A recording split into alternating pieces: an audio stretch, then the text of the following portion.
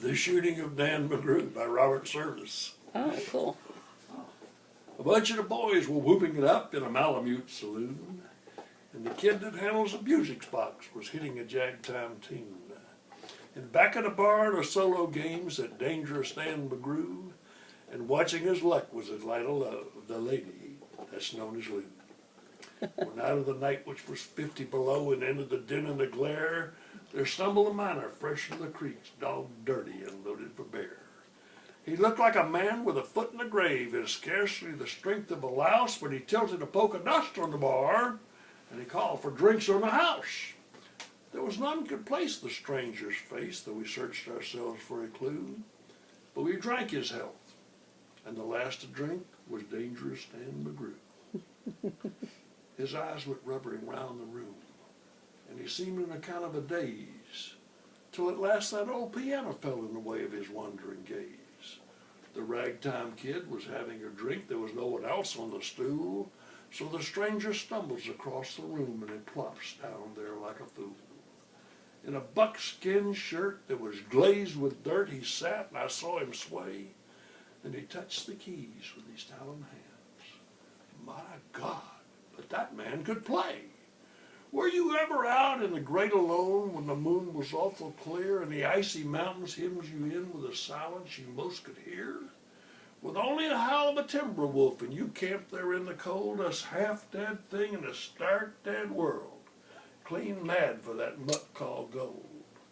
While high overhead, green, yellow, and red, the north lights swept in bars, then you've a hunch what the music meant, hunger and night and the stars.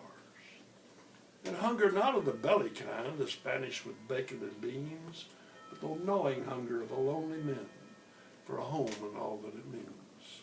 For a fireside far from the cares that are, four walls or a roof above, but oh so crammed full of cozy joy, and crowned with a woman's love. A woman dearer than all the world, and true as heaven is true. God, how ghastly she looks through her windows, the lady that's known as Lou. The music almost died away. Then it burst like a pent-up flood, and it seemed to say, repay, repay, and my eyes were blind with blood. The thought came back of an ancient wrong, and it stung like a frozen lash, and the lust awoke to kill, and the music stopped with a crash. The stranger turned, and his eyes they burned in a most peculiar way. In a buckskin shirt that was glazed with dirt, he sat, and I saw him sway.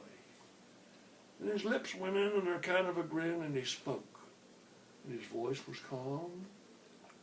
And boy, says he, you don't know me, and none of you care a damn. But I want to state, and my words are straight, and I bet my poke they're true, that one of you is a hound to hell, and that one is Dan McGrew. Now, dart my head, the lights went out, and two guns blazed in the dark. A woman screamed, the lights went up. Two men, they stiff and stark.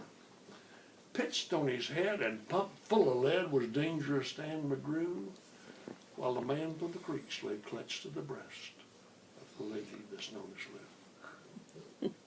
Now, these are the simple facts of the case, and I guess I ought to know. They say that the stranger was crazed with the hooch. And I ain't denying it so. I ain't so wise as the lawyer guys, but strictly between us two, the woman that kissed him and pinched his poke was the lady that's known as Lou. That's great. That's my favorite. That's my favorite. I like it. Favorite. There, Robert Service